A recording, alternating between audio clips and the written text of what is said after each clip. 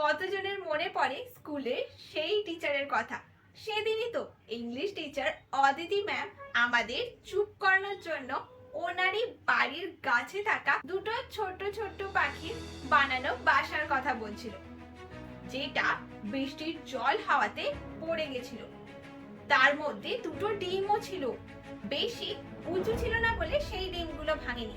Ma'am আবার পাখিরা বাসায় ফেরার আগে সুন্দর করে যতটুকু পারা যায় বাসাটা গুছিয়ে ডিমগুলো যত্ন করে রেখে দিল। কিছুক্ষণ পর মা পাখি বাবা পাখি এসে তার ডিমটাকে দেখছিল ফুটফুট করে। এরকম তোমাদের স্কুলেও কোনো না কোনো ম্যাম কোনো একটা গল্পের সাথে জুড়ে আছে, যেখানে সেই ম্যামের নাম মনে পড়লেই গল্পটা সেই দিনটা মনে পড়ে যায়। একটা গল্পের সাথে সাথে যেমন একজনের পরিচিতি জুড়ে যায়, ঠিক তেমনই আমাদের ড্রয়িং কপিতে যদি ঠিকঠাক স্টোরি অ্যাড করতে পারি, তাহলে সেই আর্ট ওয়ার্ক বা সেই ড্রয়িং কপি কাল তোমার পরিচিতি তৈরি করবে।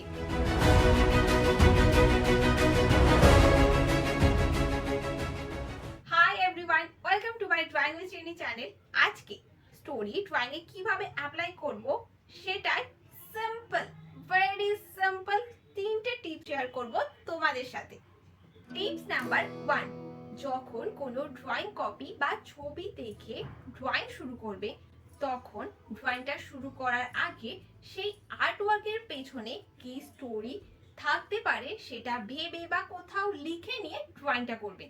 এতে হবে কি, আর্টওয়ার্কে যদি কোনো ক্যারেক্টার কম লাগে বা বেশি মনে হয়, তাহলে অ্যাডলেস করে নিতে পারবে।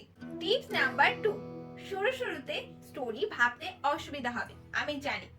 তার জন্য করতে পারো কি, কোথাও যেতে আসতে চারপাশে থাকা বা ঘটে যাওয়া ঘটনাগুলো মন দিয়ে খেয়াল করবে। যেমন ট্রেনে দেখলে একজন ভিখারি উঠেছে, সবাই ভিখারিটির দিকে তাকাচ্ছে কিন্তু দিচ্ছে খুব জোর একজন। বা স্টেশনে এমন বাচ্চাদেরকে দেখবে যারা সবার কাছে কাছে গিয়ে বলে পয়সা দাও না, খিদে পেয়েছে। বা ট্রেনে খুব ভিড় হয়েছে, এতটাই ভিড় হয়েছে যে ব্যাগটা আর কাঁধে নেওয়ার প্রয়োজন নেই, মিডিলেই আটকে গেছে। এই সমস্ত ঘটনাগুলো খেয়াল করবে, আর পারলে যেটা দেখছো সেটার ফটো তুলে নেবে। বাড়ি এসে ওই ছবিটা ড্রয়িং শুরু করার আগে যে গল্পটা দেখলে সেটা গল্প স্বরূপ লিখে নিয়ে ড্রয়িংটা শুরু করবে। এতে হবে কি, তোমার মাথায় গেঁথে যাবে। অন্য কোনো সময় এরকম সাবজেক্টে ড্রয়িং করতে গিয়ে ইজি হয়ে যাবে।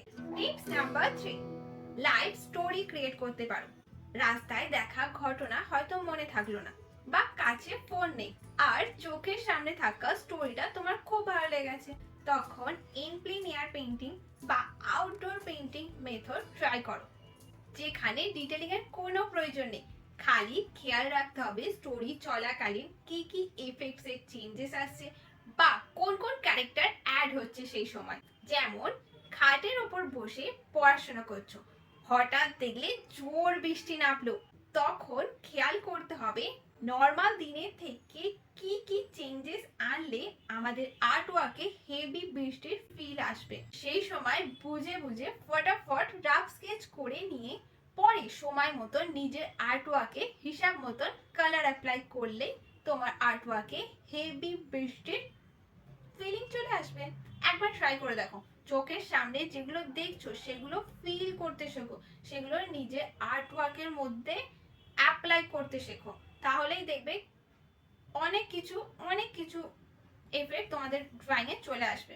এই ছিল সহজ তিনটে টিপস, যেগুলো তোমরা নেক্সট আর্টওয়ার্ক করার সময় অবশ্যই মনে করে অ্যাপ্লাই করবে। যদি ঠিকঠাক মনে হয়, কাজে লাগছে মনে হয়, তাহলে পরের দিন আবার আমার কাছে আঁকতে চলে আসবে।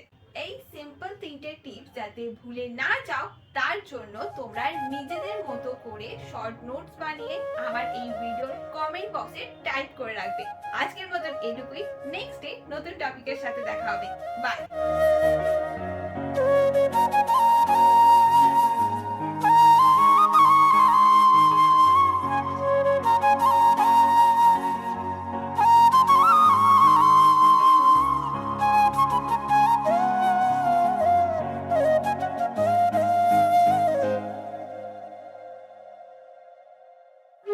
করব।